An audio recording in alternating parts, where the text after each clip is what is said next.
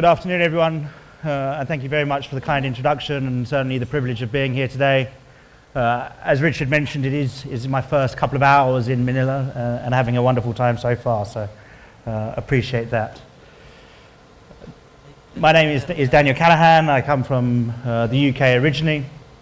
I've just arrived in my first role in Asia Pacific, based out of Singapore in January. And I now run Adecco Group X for Adecco, which is our digital innovations and investments arm across the region. Prior to that, I did an MBA at a business school in Barcelona, and much like Paul and DM and some of the great people that we're going to listen to this afternoon, thought I'd launch my own venture and built the world's first high-end, on-demand freelance marketplace. The business has gone on to raise multiple rounds of venture capital funding, has offices in London, Singapore, Frankfurt, San Francisco. And subsequently, that brought me to Adecco, because as you all hear, the world of HR is changing. Technology is becoming ever more pervasive. Your candidates, your teams, your colleagues all expect a completely different experience, both when they're looking for a job and when they're on the job. And if we as Adecco, as a business, are to move forward in these times and give you the service that you all deliver and deserve, then we need to change the way that we work. And that's why certainly I'm a big believer in a data-driven HR industry. Today I'm going to try and move a little bit forward into the future and actually talk about a subject that gets a lot of coverage, mostly bad coverage because of the connotations of cryptocurrencies and blockchain and Bitcoin and all this kind of the noise in the market. But actually talk about what a new technology stack from a blockchain perspective means for the HR industry and the benefits in the not so distant future that it can bring for you and your teams. And the next time your CEOs or your chief strategy officers start to talk about the matter, at least you'll have some perspective on it. We've touched on this really very slightly, but Adecco Group is the world's largest workforce solutions provider. To put it into context, on any given day, we put about 1.2 million people to work. We will provide them with either temporary staffing jobs, from secretaries to builders to security guards, to finding them full-time roles, to helping companies manage their outplacement of their employees when they're downsizing for our brands like LHH, or now through very recent acquisitions of a business called General Assembly, we actually further the digital education and those transformative skills that your team members are all going to need as they move forward into the next decade or so. It's 23 billion euros in revenue, that's top line growth, and we are across 12 markets across Asia Pacific. For us, that means India as well, although currently we're not in either Philippines or Indonesia. So my role in AGX and Adecco Group is really, as I said, to try and lead the digital transformation of the business. And that comes into three components. It is to say, look across the entire spectrum of HR tech or recruitment tech or future of work-based solutions, and identify where and how we can bring that into our service value chain. And in doing so, then actually start to augment and improve how we run those businesses or our service or your offerings. Secondly, we look at businesses where we can acquire and invest. I mentioned General Assembly. That was a business bought out of New York for about $450 million less than 3 months ago. Or A-Star, which is a freelance marketplace for IT contractors in Japan, which we recently acquired at all. We will look at Series A type businesses up and beyond. And really, again, it's how do we help these businesses transform the world of work. Third and foremost, we actually build our own ventures, and we'll be happy to talk about those, but again, we've built freelance marketplaces like Yoss, which is now scaling across Europe and America, as well as Adia, which is an on-demand staffing platform. Think of it Uber for the hospitality industry. And we will do this in partnership with leading technology providers like Microsoft or Infosys, and then build really first-tier quality technology solutions, again, that will help your businesses adapt to the new worlds of work. Ultimately, our purpose is to make sure that the future works for everyone. And again, we've heard some wonderful stories from Kashalo and DM Learning about how actually what really technology is doing in the world of work is bringing solutions to people who need it the most. How do we uncover these opportunities for people who are underserved, people who would not have otherwise been discovered, and make sure that every one of your hiring opportunities, you can find those hidden gems within the rough, or make sure that for everyone that you hire, they're absolutely sure that you've got the right choice.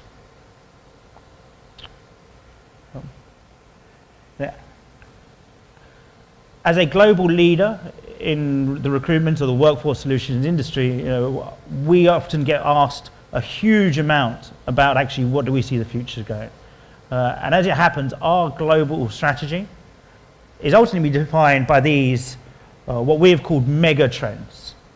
And these are opportunities or certain realities in the world that we live in today that are driving our thinking, but also the world in which we live. We've seen geopolitical and political uncertainty, how the interactions or the rise of certain right-wing parties across Europe, the elections in America, the change in tone of politics around the world is fundamentally changing how the next generation are perceiving careers and wanting to live their lives. We start to see the rise of the gig economy. Now this does not, this gig economy is not just isolated to Grab drivers or Gojek drivers or the like. It goes beyond that. You're seeing it's the same level of gigginess in lawyers, in top-end management consultants. People want to start taking back of their careers. They want to choose and define their own future. They want to work when they want to work and how they want to work, for who they want to work, just for the period that they want to work. It is becoming brand new centric, and if the workforce continues to shift this way, you're going to have to significantly change your human capital supply chain management thinking, because actually a lot of the best talent will know that it is not on demand, but that they are in demand. With the advent of all these new technologies, we're also seeing a massive skills imbalance, right? So we're seeing previously professionals who would want to stay in a full-time career moving to a more flexible basis, and those skills that you can't get, the skills that you want, you just can't find the people. There aren't enough data scientists out there in the world. There aren't enough machine learning experts. There aren't enough artificial intelligence or robotic process automation skills. And that has a massive knock-on, obviously, in the acceleration of the rest of the world. Because if you can't find the right people, then you can't make the right progress that you need. But it's all right, you say, because actually the robots are coming. And we consistently hear now, whether it's robotic, RPA stands for robotic process automation, if you haven't been, or machine learning and AI and algorithms. But again, what we've already heard, and we heard it from DM, with all of these new skill sets comes the creation of many, many new jobs, whether it's community manager or chat room facilitator. These are all new skill sets that need to be built, trained, and hired for. If there is this skills imbalance, then that is going to remain a real impediment to all of your company's growth. So again, my role within Adecco is to say, okay, well, look, what does the future look like in the next coming years? What are the trends that we now need as an organization ourselves to start building the capabilities for? Blockchain is a key one, and not because of the cryptocurrencies, but because it actually has significant and fundamental advantages. We are a Swiss company, so obviously everything is a Swiss Army knife in our world. But basically, it is our role to switch through, or AGX's role, to switch through, identify what are the best solutions for these best technologies, and then how can we apply them in real life. When we look across the mega trends that we've just gone through, actually blockchain applies to all of those, both from the skill shortages, but also in terms of a solution to how we can help tackle some of those challenges and opportunities. If we forget all the hype, if we forget all the futuristic stuff, and we just boil it down to simple components, there are two applications directly for HR and recruitment relevant to blockchain technologies. Firstly, it can remove your inefficiencies. Okay? It can cut out the waste, it can cut out the human process, and it can certainly streamline a lot of back office. The second is that it can promote trust. For those less familiar with blockchain technology, the concept is that it provides a shared database rather than you having a single record of it all. And through its being shared across multiple parties, becomes significantly harder for people to edit or cheat themselves. And it's distributed ledger technology.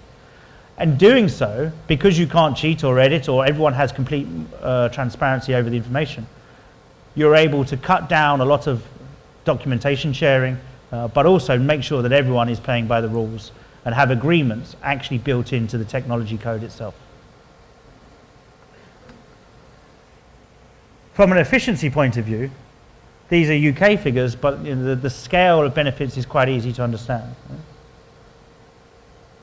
If blockchain technology were applied just to the UK financial services, it would already produce an extra $20 billion in extra productivity gains.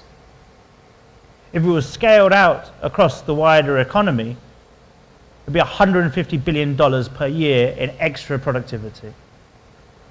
And according to PwC, as and when blockchain starts to be adopted on a more mainstream basis within the global economy, that's $4 trillion per year of extra time and productivity through its implementation. Yeah. Now, with these kind of savings and this kind of potential, it really can't be any surprise that actually, I'm sure it's starting to already arise on many of your CEOs' topics, right?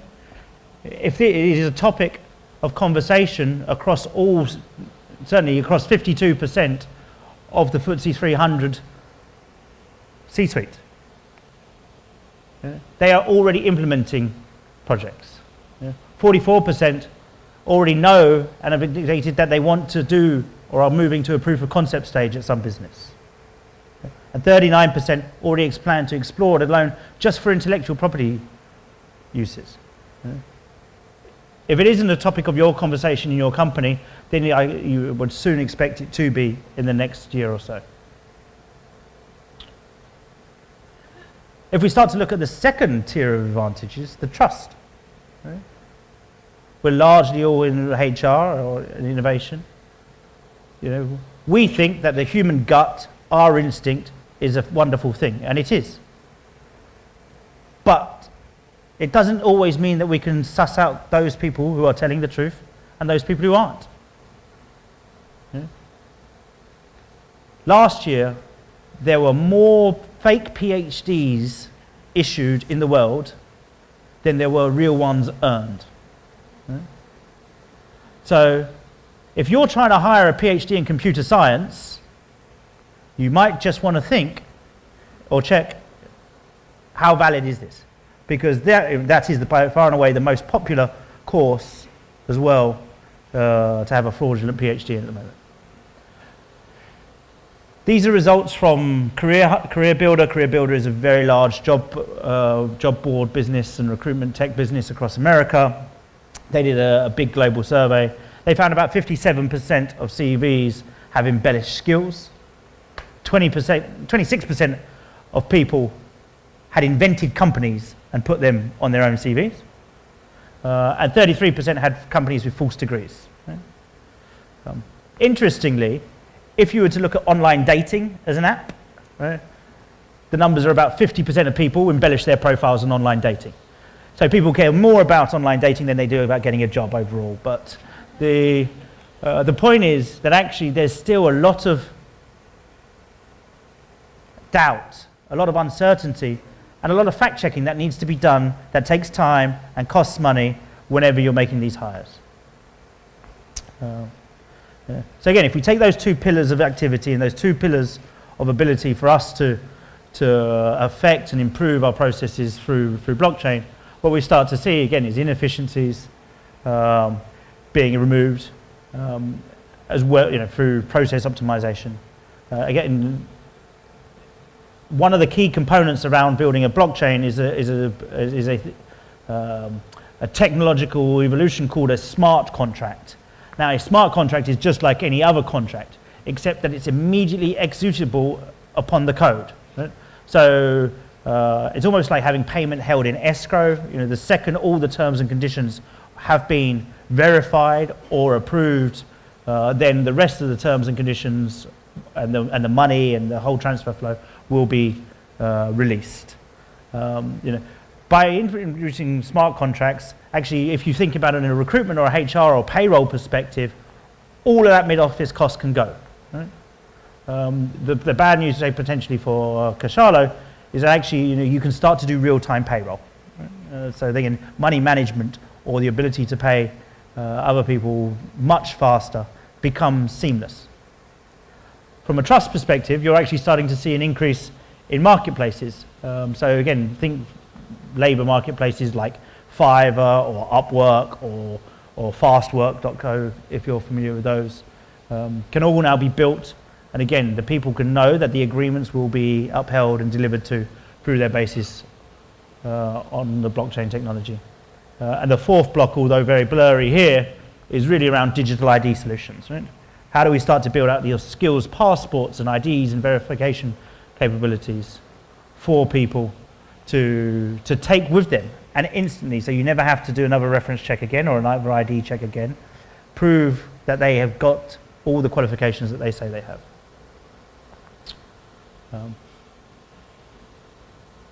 To date, we did a global analysis on this type of businesses. We found that there are already around 36 HR blockchain related products.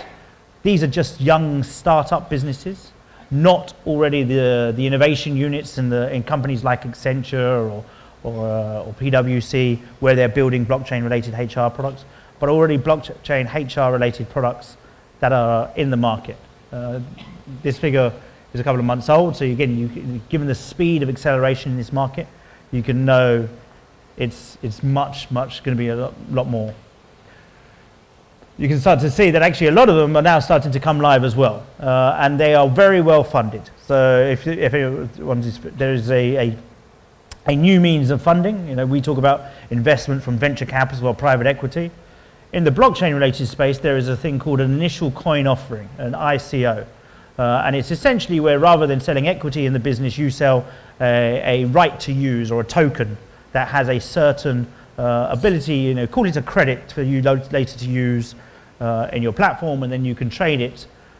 Basically, it will appreciate in value. In Asia alone, over $2 billion in the last year has been raised through these initial coin offerings. So these young businesses have got a lot of cash, are going to grow very quickly, and are really looking to make a dramatic impact in the world of work.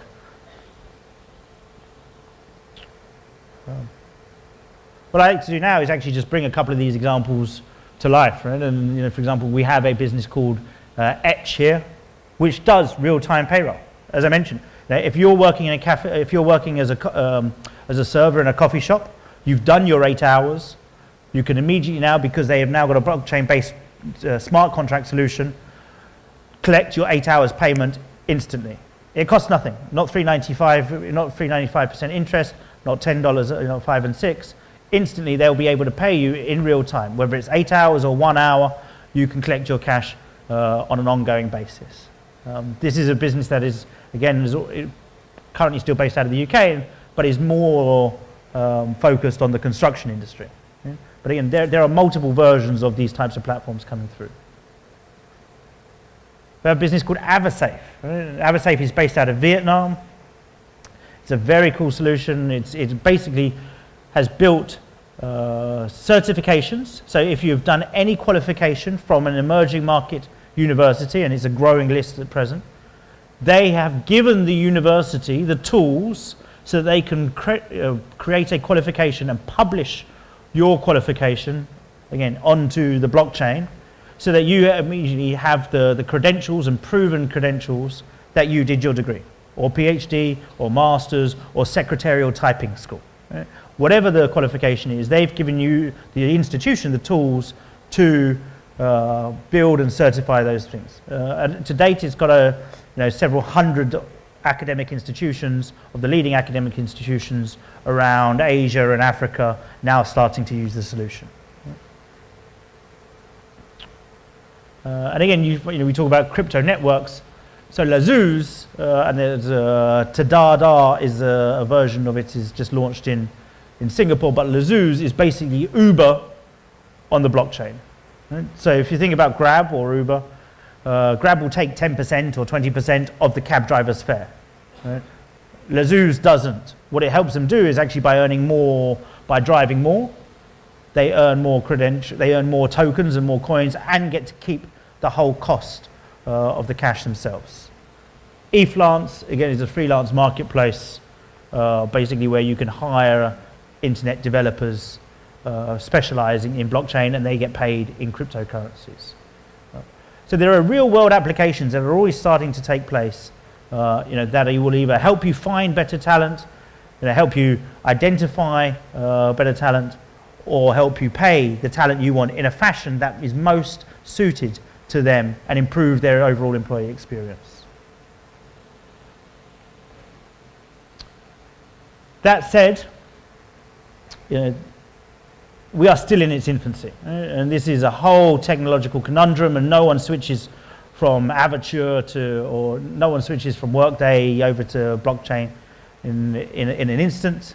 The reality is we're probably still about 3 to 5 years away from mainstream adoption, or the tools and ecosystem being built out for your organizations to actually be able to build and use it themselves. Quite simply because actually there's still a lot of the rules and regulations to be defined. GDPR is a big issue across Europe right now. It's basically the Global Data Protection Privacy Acts. What do you do with someone's data? Well, if blockchain is ineditable, right, and you can't remove information from the blockchain, then how does that apply to GDPR as a data privacy set of rules? Same as PDPA over in Asia. Right? If you can't take the data or give it back to the person, what do you do? It's still very expensive to run, certainly in the volumes that we look at. Speaking with one interesting company earlier, if you're processing millions and millions of IDs and trying to put that information up there, compared to the usual currency costs, it's just impractical.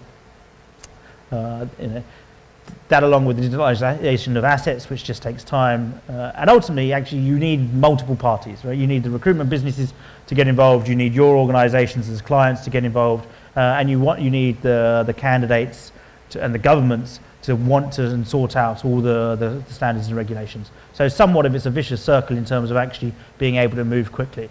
But it will happen because, as we looked at the beginning, $4 trillion per year of savings to the global economy. Right? So it's a very clear economic driver. Basically, we did some analysis as well, but also this is coming up by a piece of research by McKinsey. When you do get to the recommendations, or you do start to discuss what you should be looking to do from a blockchain perspective as an organization, or how you could set up yours. For enterprise level clients, and certainly those in the recruitment and the HR industries, it's about having a private blockchain. So one where actually you can let the candidate or the employer come in only when they actually have permission. Right? What you're not trying to do is create a LinkedIn on the blockchain, or what you wouldn't want to try and do is create LinkedIn on the blockchain, because it would be a complete data regulation nightmare. And ultimately, it's down to organizations like us, or Adecco, or 3M, and all of yours, as leaders in our various markets, to start setting the standard. We've heard great things about the potential of those young organizations, but if you look at the forces that still need to be shaped in determining how this new technology is going to be used in the industry, then that's very much the role of the leaders. So, in conclusion, firstly, thank you very much for your time. But let me leave you some closing thoughts, which is very simply that there is a real substantial and significant use for blockchain within the recruitment and HR industry. It's about helping you save back office time and gain greater efficiencies. It's about helping you verify the data and make sure that you've got that information there straight away. We still remain at a very early stage, but it is going to move very quickly. And in the end run, we hope that a company like Adecco will very much be able to partner with organisations like yours in bringing it to the reality.